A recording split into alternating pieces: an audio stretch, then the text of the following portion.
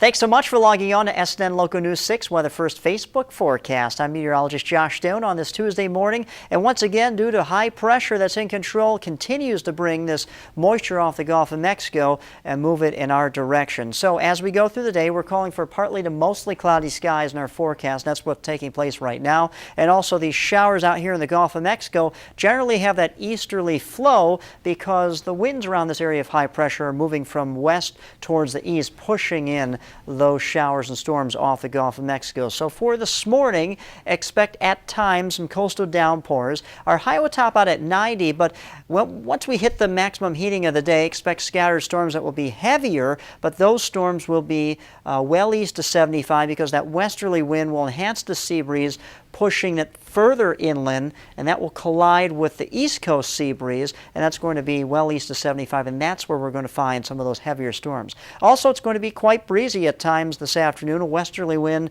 up to 15 or 20 miles per hour with some higher wind gusts.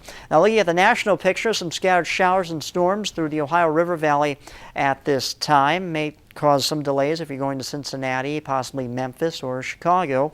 And also the other picture or the other story here in the national picture is this very strong ridge of high pressure over the Lone Star State. We've been talking about this since June. This hot core of air continues to just plague the southern plains. It has bumped up the jet stream well to the north. And just to let you know, the jet stream is a river of air or a highway of air that steers in all these weather systems off the Pacific Ocean.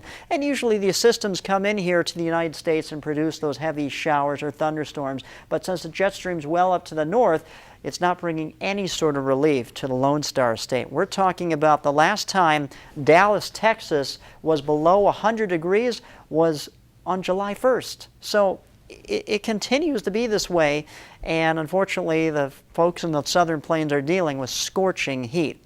All right, talk about the tropics right now. A couple of tropical waves out here in the Atlantic Basin, but at this time we're not looking for them to form in anything because the upper level winds are quite strong, shearing the tops of those thunderstorms.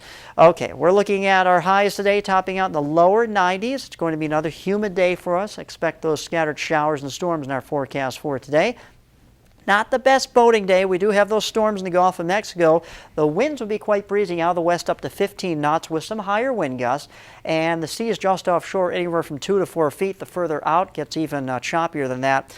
And just not the best boating day for you today.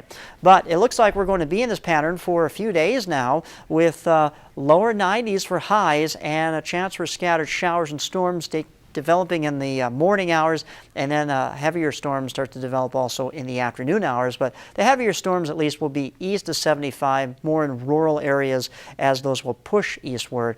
But expect some wet conditions during the morning hours over the next several days for your morning commute. Just letting you know that. Thank you so much for logging on to SNN Local News 6 Weather First Facebook forecast. I'm meteorologist Josh Stone.